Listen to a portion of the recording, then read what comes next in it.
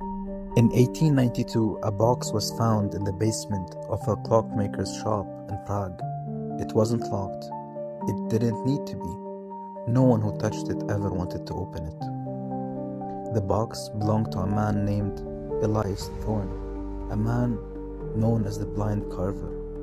Elias hadn't been born blind. He had traded his sight to a traveler for a set of tools that could carve the soul of the wood. He spent 30 years in total darkness, working on a single project. People said he wasn't making a clock, he was making a life. And they were correct. When the box was finally opened, they found a bird, a nightingale, made of silver, oak, and thousands of microscopic gears. It was beautiful, yes, but it was wrong. When sunlight hit its feathers, they didn't just shine, they moved. The wood seemed to breathe, but the nightingale wouldn't sing. The clockmakers of Europe spent a decade trying to find the winding key. They took it apart piece by piece. They found gears smaller than a grain of sand. They found springs made of human hair, but there was no keyhole, no lever. The bird was dead, until a young apprentice named Leo made a mistake.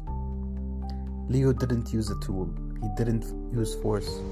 One night, while cleaning the bird, Leo was humming a lullaby his mother used to sing, a song about lost time. He started to cry, remembering his memories. The single tear landed on the bird's silver eye. The bird didn't just wake up, it reacted. The gears didn't hum, they whispered. The bird opened its beak, and instead of a song, it played back Leo's own mother's voice perfectly. Every inflection, every breath. The nightingale wasn't a clock, it was a memory eater. The news spread, the wealthy and the grieving flocked to the shop. They realized the bird ran on emotional resonance. It didn't need a spring, it needed a secret. If you whispered a memory to the bird, it would store it forever. It could play back the laughter of a dead child or the vows of a long-lost lover. But there was a price Elias Thorne had never warned them about. Memory is quite a finite source. Every time the bird took a memory to power its gears, the person who gave it forgot. The bird didn't just record the past, it stole it. By 1910, the Nightingale of Prague was the most famous object in the world, but the city around it was changing.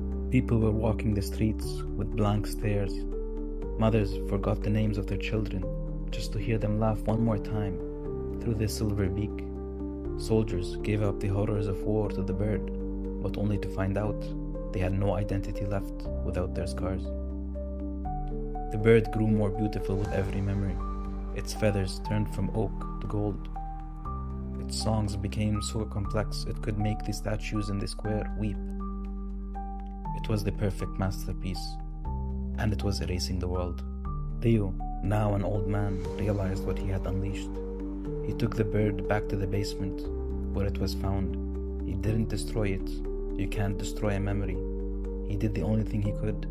He sat in the dark and whispered to the bird everything he knew. He told it about the shop, about the tears, about the city, and finally, he told it about Elias Thorne.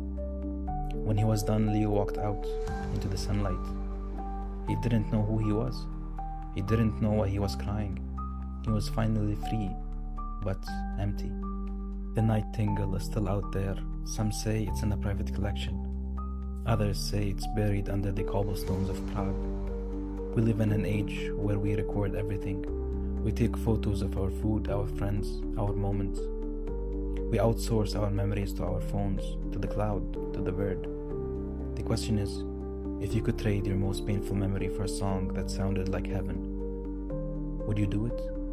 And if you did, who would be left standing in your shoes? Leave a comment with the memory you would never give away. Hit subscribe for more stories from the vault of the forgotten. And don't let the gears stop turning.